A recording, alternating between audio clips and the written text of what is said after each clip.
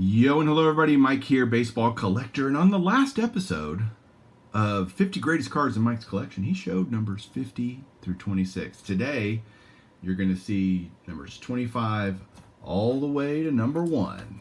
We'll see who's number 1 this year. Just a hint, it's not different than last year.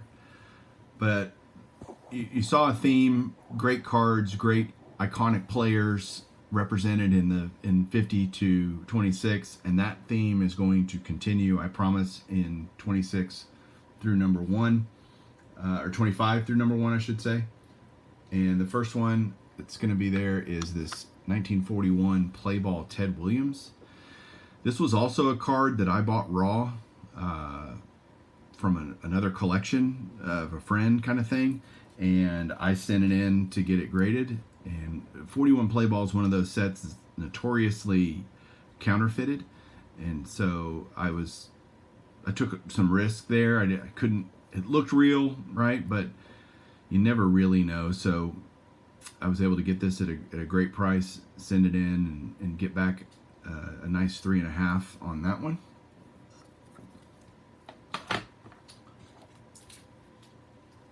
Speaking of iconic players, Willie Mays is definitely one of those. 54 Bowman. Classic picture, just great image. Willie Mays in the dugout, leaning on a bat. Wonderful. Next up, terrific Tom Seaver, 1967 Topps rookie card. This is a highly desired rookie card because semi-high number, or maybe even a high number actually, now that I think about it. He and Rod Carew have rookie cards in this set, and Seaver, who passed away last year, just a great, amazing pitcher, and his rookie card, even though it's a dual rookie, is still incredibly popular and shows it in value. This is actually the second, the 54 Bowman Mage you just saw, and this one are everything from now on is going to be comma cards. So a comma card is any card worth over $1,000 because there's a comma in the price. That's kind of how I think about that. Kind of silly, probably. Next up, Mickey Mantle. Again, 54 Bowman. Beautifully centered PSA 3. Corner issues, obviously, but one of the great images of Mantle. Mantle has so many great cards in reality. I mean, there's a few that aren't just ideal, but there's some great ones. That's a great one. This is, for many people, their favorite Mickey Mantle card. It's my second favorite Mickey Mantle card. You'll see my first one later, but in terms of just the image and the way the card looks, you see this young, smiling Mantle, and it's, this is his first card with Topps. He didn't have a 54 or 55 since 1953 is what I meant to say. His first card with Topps, so they brought him back after Bowman went kaput. Next up, let's see what's next here. That was the 56 Topps Mantle. Where are we at? Yep, we're on to number 20. We're getting down to the wire here. Number 20 is Hack Wilson. This is a card that last year was number 25, has been as high as number 12 in these annual videos that I do for my collection, and just one of those great cards. Again, don't see them all the time. Not a card you can just find every day. It's expensive when you do. This is a beautifully centered number 4 VGEX4. Just love it. Look at his giant neck in that card. That's a pretty accurate portrayal of Hack Wilson. Some big rookie cards are going to be coming up over the last 20 cards. This one's no doubt one of them. Sandy Koufax, one of the greatest pitchers of all time.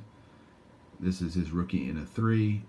I do think back and go, oh man, if I could go back and do things over, would I hold out, save money, and buy better grades of these iconic rookie cards? And I think the answer is yes, that I would. People say, well, then why don't you sell this one and upgrade? Well, the prices have gotten nuts. And I'm kind of like, I'd rather use new money that I'm putting towards the hobby towards new stuff for my collection. I don't necessarily need to buy another Sandy Koufax rookie. I'm happy with the one I have, but do I wish I had a 5 or a 6 or something like that in this card? Of course, but what are you gonna do? If I could take back all of my hobby mistakes I've ever made, we'd all be, it'd be great. We'd all love to do that. Here's another Ted Williams card. This definitely isn't, his most popular card or whatnot, but it's this high on the list because of the grade. It's an excellent mint 6. Great picture. It's actually the same picture they use on 54 and 55 tops. So it's not not an unusual picture to Ted Williams fans. You've seen that image before, but I love 56 tops. So there's that one. So you just saw the 56 Ted Williams. And here's another one. 1940 play ball. This was actually a card that I think was my first purchase, or first card that I actually received this year in the mail. I think I bought it in late December or something last year. I think it's also very interesting that this card is actually in even a lower grade, more valuable on the play ball, on the 40 play ball than the 41. But I'll tell you why I think that. I really think that, here's the 41. The reason that is that way is that 41's a 3.5, and those just don't come up very often. I think the last one that sold was a long year ago, I don't know, 8 months ago. So there's really not a lot of data on that versus this one, which is a whole grade, and so that gets, thrown around more often. But so I don't know that my 41 play ball number is completely accurate. But still interesting. Great card, 40 play ball Ted Williams. This is a card I've had a long time as well. 1953 Topps Satchel Paige. Paige's only Topps card. It's a card that continues to get a lot of love and respect within the hobby. It's kind of one of those everybody wants to own it kind of cards, which is always a good thing if you already have them. And then another Jackie Robinson. This is actually not even the last Jackie Robinson you're going to see, but this one's at number 15. Beautiful 50 Bowman. This is the other card along with the Stan Musial rookie that I purchased and then took to get graded at the National. Bought it raw. And it came back a 2.5, and I'm like, that's probably a 2.5-ish. And sure enough, it was a 2.5. So perfectly pleased with that. Expected that. Love it. It's a card that fluctuates a lot. It moves up and down this list every year. Card I bought at Mikey Mantle's as well. The 1969 top. So it's Mantle's last card. This is the last name in white version. The last name in yellow is just the regular card, non quote-unquote short print. And this one just kind of goes. Last year it was 1100. This year it's 1900. It's kind of all over the place. But a great card, very hard. And again, glad I was able to buy it from Mike because I was able to get a really good deal on it. Another iconic Hall of Fame rookie card in my collection, Ernie Banks. This was a national pickup from, I believe, 2018. I think that's right. And again, another card that has been in the top 10 in years past. Now, even though it's done well, it's appreciated well, it's, in the teens, 13. So it just tells you, again, what's coming up. There's a Ernie Banks. Another 40 play ball. This is the Joe Dimaggio. Joe Dimaggio, man. Joltin' Joe. This is my only playing days Joe Dimaggio card. So, need to get a few more of those. But for now, this will do. I'd love to get his 41 play ball, his 36 Gowdy, 38 Gowdy, I can't remember. There's a lot of great cards of Joe Dimaggio, but it's the one I got.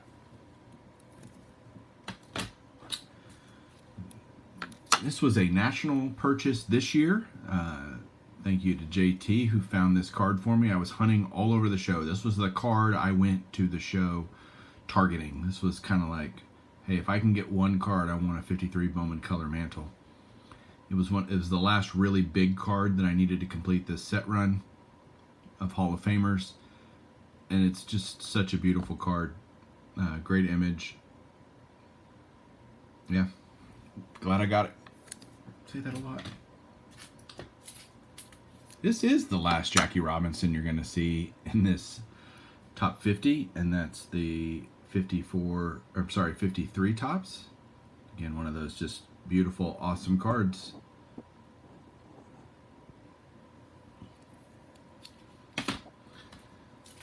Next up, another great Ruth card. Actually, his last card, 1935 Gowdy 4-in-1. It's always unusual to see this card because you got Ruth pictured with the Boston Braves, where he spent just a handful of games during his last season, but it also pictures Hall of Famer Rabbit Moranville on the card as well, so love that. This card's become really popular in the last few years. Thank you, Filmington.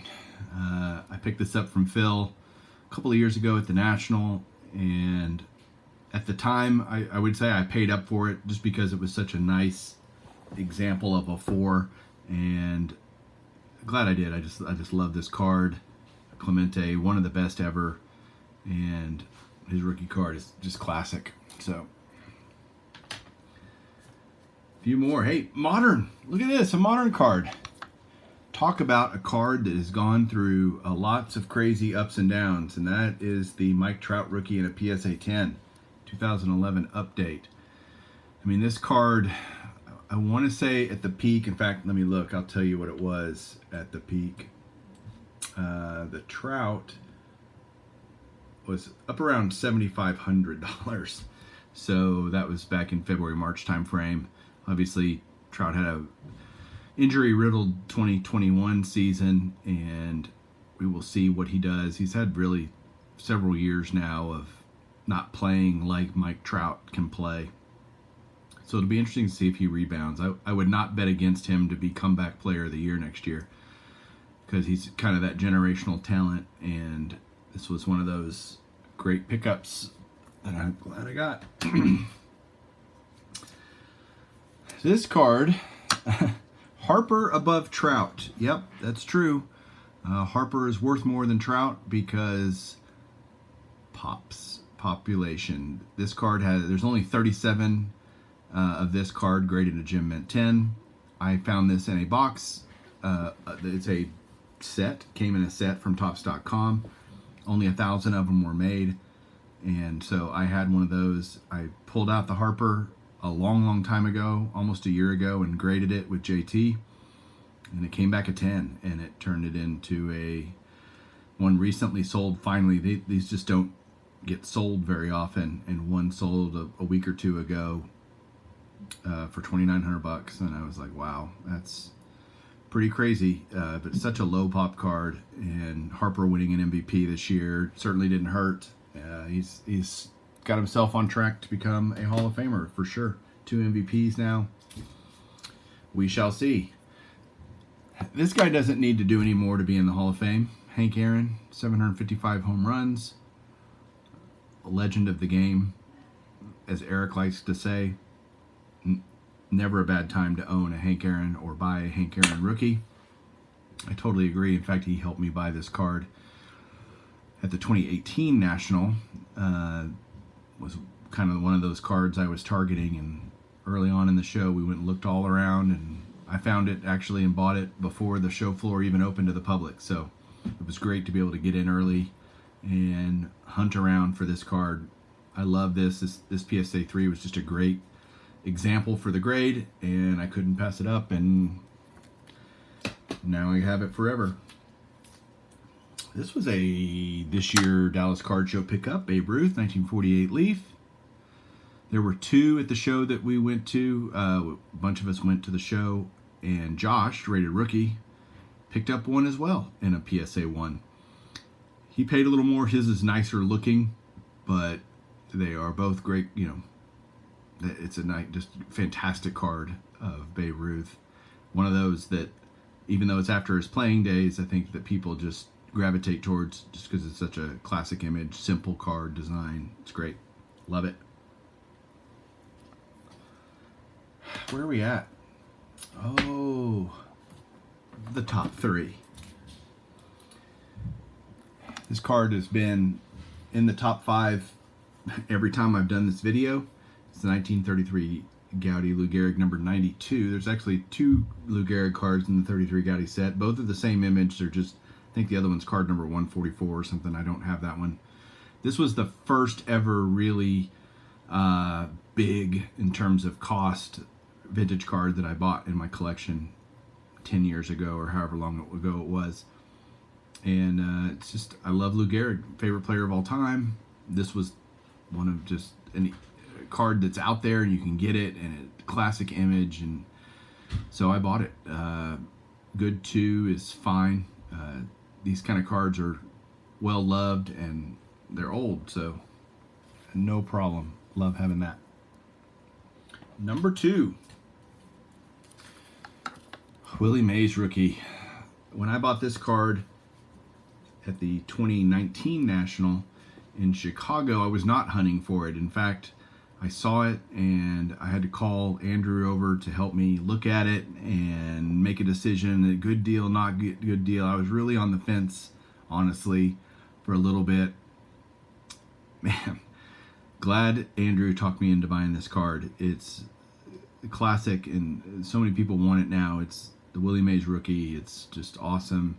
This is a good example of a 2. You know, you can see 2s kind of all over the spectrum in terms of condition. Not greatly centered, but just the image doesn't have any snow or anything. It's great.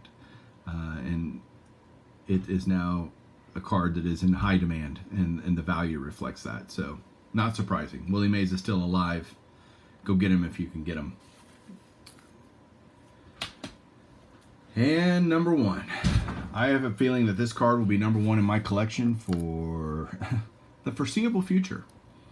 1951 Bowman Mickey Mantle. I'm just gonna do this before I mean, PSA 5, another purchase from MM7 Sports Cards in Oklahoma. Moore, Oklahoma to be exact. Great card shop, great owners. I drove up to buy this card, just to buy this card. I loved it. Picked it up in January 2020, right before COVID, right before crazy. And yeah, I think this is a card that still actually is quite underappreciated.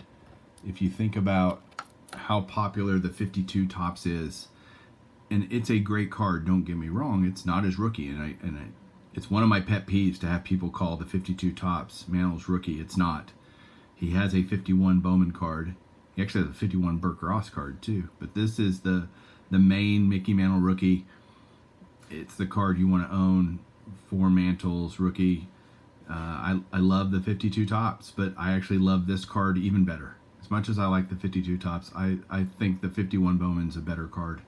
And that was kind of when I was deciding to spend the kind of money I had to spend to acquire this one or the 52. And this one just felt so undervalued. It felt so underappreciated, is probably more how I felt about it than value.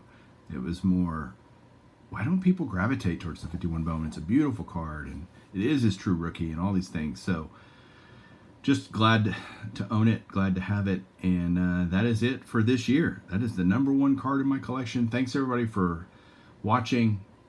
Let me know what you think down below. As always, I love seeing comments and hearing from you guys. So have a great one and keep collecting.